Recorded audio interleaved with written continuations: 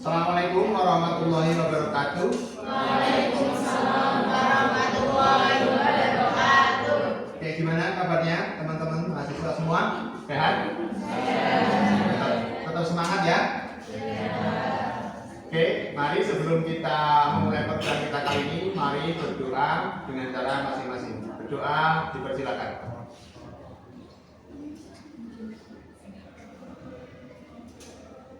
Berdoa cukup? Oke, sebelum kita mulai pertemuan, saya ingin melakukan absensi dulu ya. Saya panggil mulai dari yang pertama, Aulia Ahmad Malik, ada? Hadir ya? Iklimatul Hawa, hadir? Muhammad Beni Abrori, hadir ya? Nida Hanifah, ada? Ada ya? Hadir semua ya? Oke, nggak ada yang sakit ya? Nggak ada yang izin? Oke, di pertemuan kali ini kita akan membahas mengenai digital banking ya.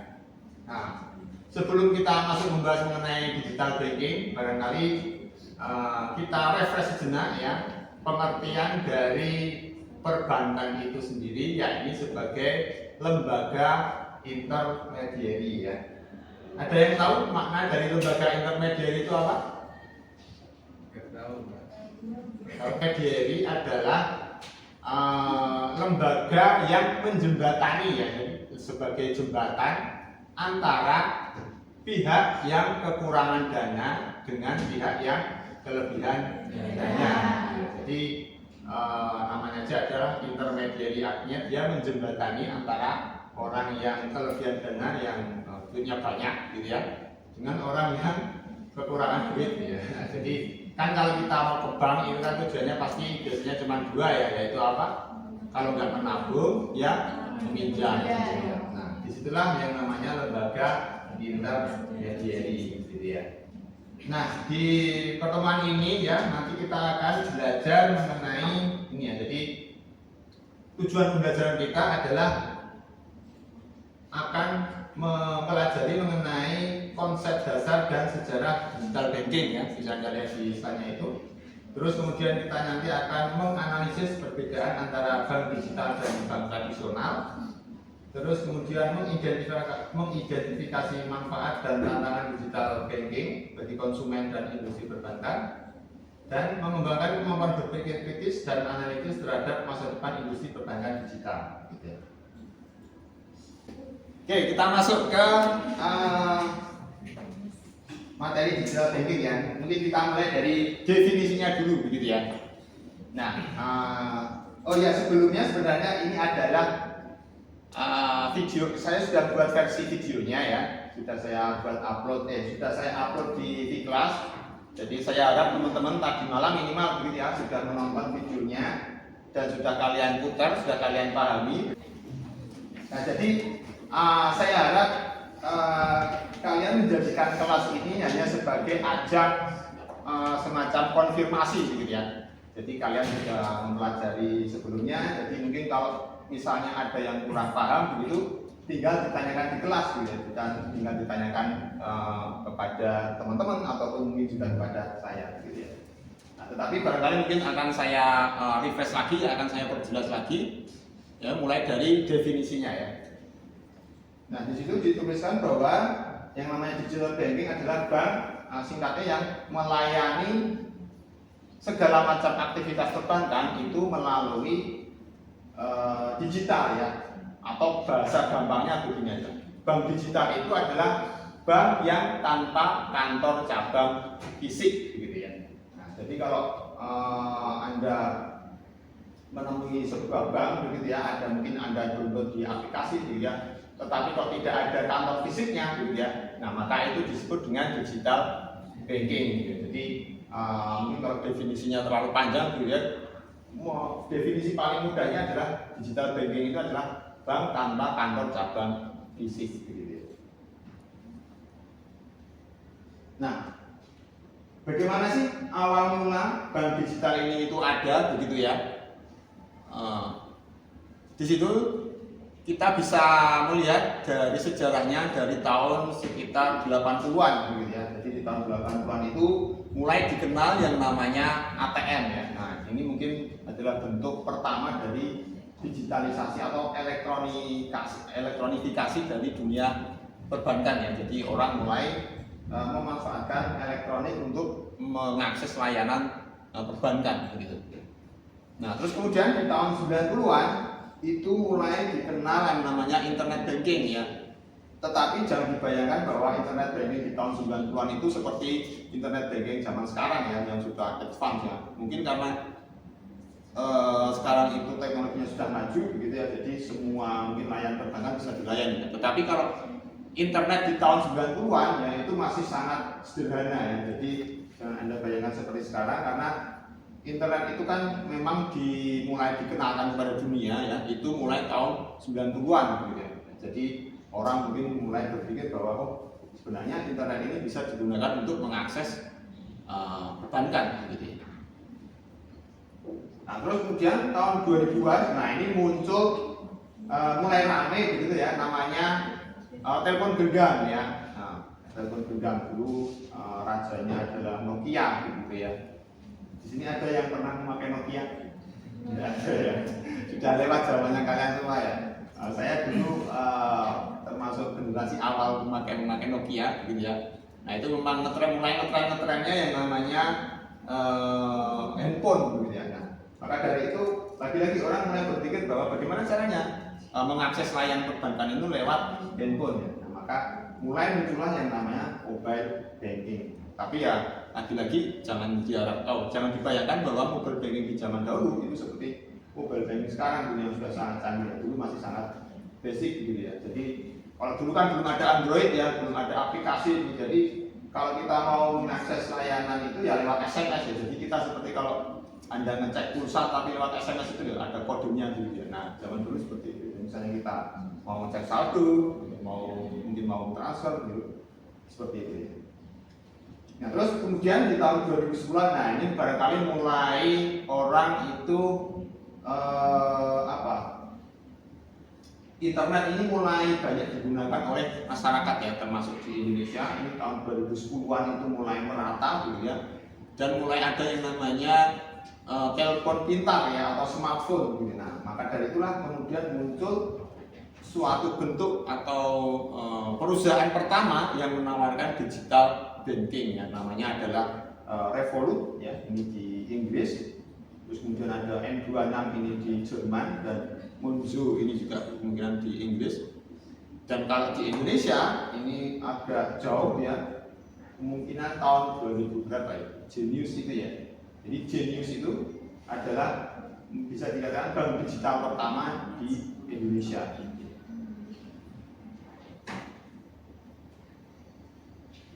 Nah, ini adalah perbedaannya ya, bank tradisional dengan bank digital. Bank tradisional ini maksudnya adalah pokoknya bank yang punya kantor cabang fisik begitu ya. Oh ya, sebelum saya lanjutkan, di sini ada pertanyaan. Ya, apa? Apakah bank yang menawarkan pembayaran digital itu bisa disebut dengan bank digital? Oh gitu ya.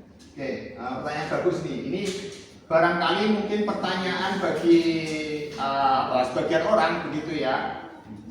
Kok ada namanya bank digital, terus bedanya dengan katakanlah misalnya BCA yang menawarkan pembayaran secara digital, bagaimana begitu ya? Nah, lagi-lagi kepada definisi tadi di awal yang saya kemukakan bahwa yang namanya bank digital adalah bank yang tidak punya kantor cabang fisik. Jadi kalau misalnya Anda melakukan aktivitas pembayaran lewat bank, tetapi kok bank tersebut masih punya kantor fisik, begitu ya. Nah, maka dia tidak termasuk dalam kategori bank digital. Dia hanya bank yang menawarkan pembayaran secara digital, begitu. Tetapi belum tidak masuk dalam kategori bank digital. Yang masuk dalam kategori bank digital adalah yaitu tadi, pokoknya bank yang tidak punya kantor cabang fisik. Dia hanya punya aplikasi di Play Store juga, ataupun juga di Apple Store ya. Pokoknya di aplikasi, lewat aplikasi atau paling tidak lewat website. Begitu ya Pak ya, bisa dimengerti? Bisa Pak. Oke, kita lanjutkan ya. Nah, ini perbedaan dari bank tradisional dan bank digital ya. Yang pertama tadi adalah jelas mengenai dari sisi fisiknya, begitu ya. Jadi bank tradisional itu ada kantor cabang fisik, terus kemudian kalau bank digital tidak ada kantor cabang fisik. Terus kemudian dari sisi layanannya, kalau bank tradisional itu mungkin banyak ya. Di situ ada deposito, ada macam-macam lah ya. Ada investasi, ada pinjaman tentu saja, terus kemudian ada manajemen aset gitu ya. Nah, kalau bank digital ini mungkin lebih sederhana ya, lebih simpel ya, karena ya itu tadi, karena kan cuma lewat aplikasi ya, jadi tidak mungkin menawarkan produk yang sangat beragam ya, karena akan terlalu ribet.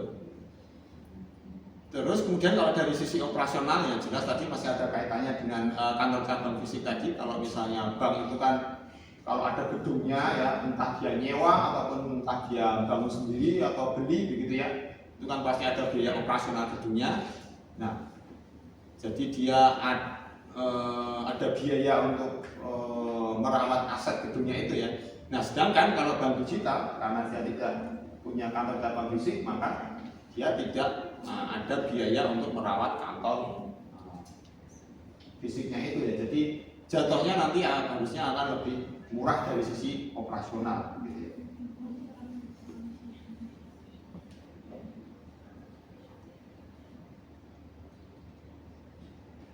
Oke, selanjutnya mengenai keuntungan bagi nasabah. Adanya bank digital ini memberikan kemudahan ya, atau keuntungan bagi nasabah ya. Setidaknya ada 4 di situ. Yang pertama adalah kemudahan ya. Jelas ya, karena dia diakses lewat aplikasi internet, yang mana internet itu bisa diakses kapan saja ya, di mana saja. Entah kita sedang di kampus, di rumah, entah kita sedang rebahan gitu ya, kita tetap bisa mengakses layanan perbankan tersebut.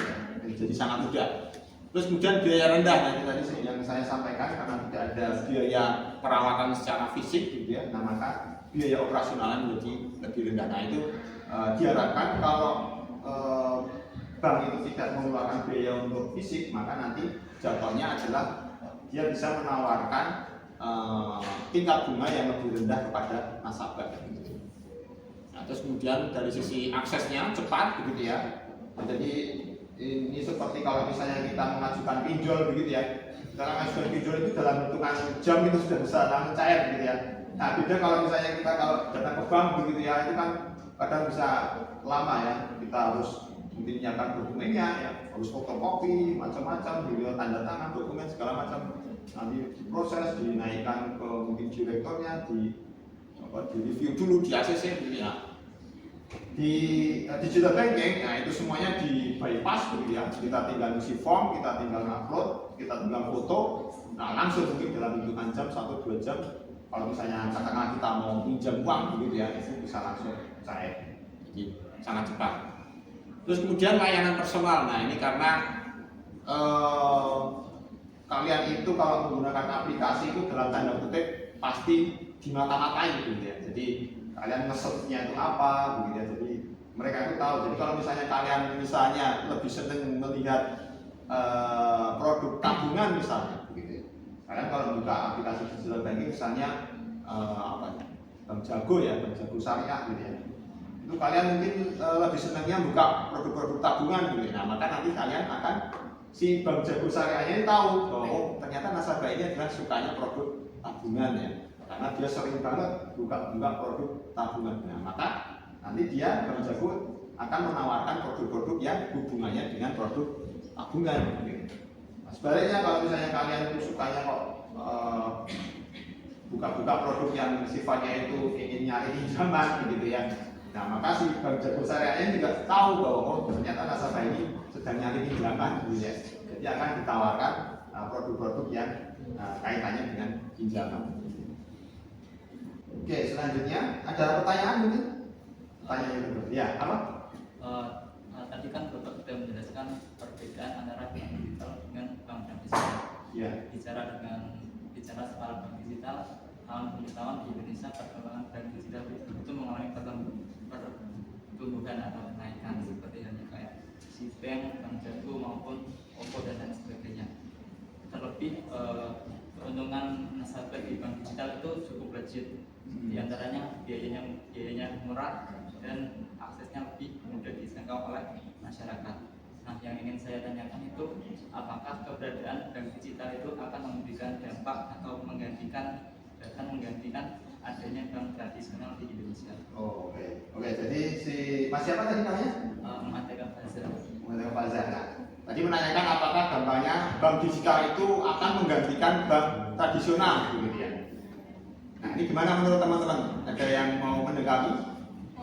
Ya? Kalau menurut saya itu iya, karena di masa depan atau di masa yang akan datang itu semua akan menggunakan yang namanya serba digital. Oke, mungkin kita beri tepuk tangan dulu ya buat teman-teman. Oke, pertanyaan bagus ya. Jadi apakah nanti di kedepannya begitu ya bank digital ini akan menggantikan bank tradisional begitu ya? Nah, menurut saya kemungkinan memang iya begitu ya, tetapi mungkin cuma masalah waktu begitu ya.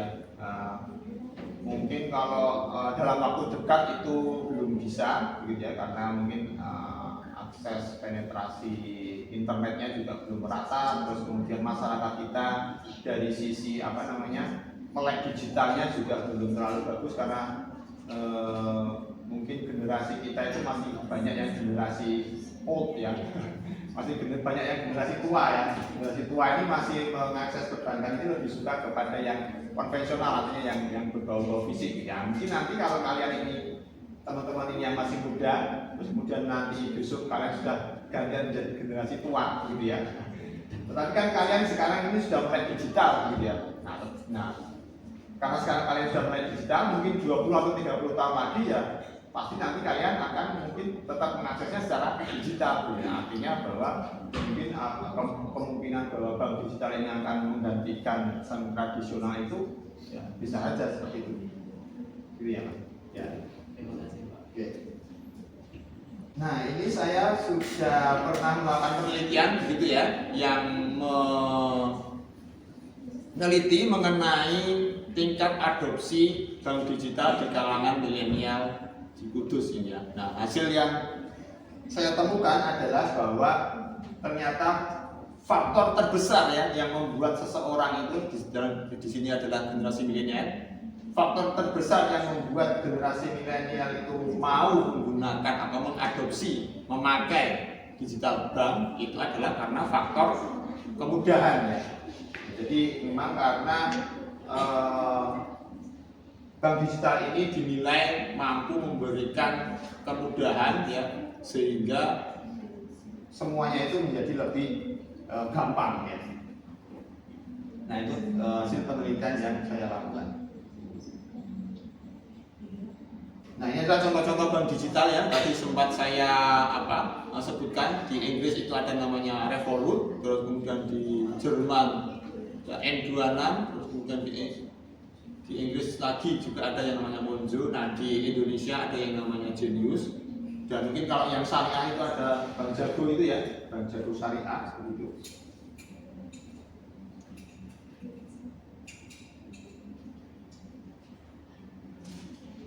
Nah, kita tiba sampai pada kesimpulannya. Jadi kesimpulannya adalah bahwa digital banking ini memiliki potensi yang besar ya untuk mengubah sektor perbankan secara menyeluruh dan memberikan layanan yang lebih cepat, fleksibel dan personal ya. Namun tentu saja untuk mencapai hal itu diperlukan atau dia menghadapi tantangan-tantangan ya, yang terkait dengan keamanan, regulasi dan kepercayaan konsumen.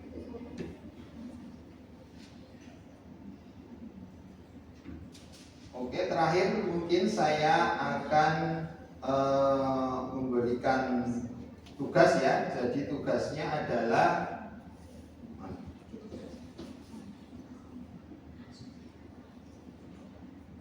nanti bisa diakses langsung aja ya, karena tugasnya sudah saya upload di V-Class kemudian, jadi nanti tinggal kalian lihat aja di V-Class. Terus kemudian minggu depan dikumpulkan untuk kita diskusikan bersama gitu ya. Oke, barangkali mungkin itu saja ya untuk pertemuan kita kali ini. Mari kita tutup dengan bacaan alhamdulillah bersama-sama. Alhamdulillah. Tetap semangat, tetap sehat ya.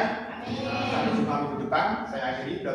Assalamualaikum warahmatullahi wabarakatuh. Waalaikumsalam.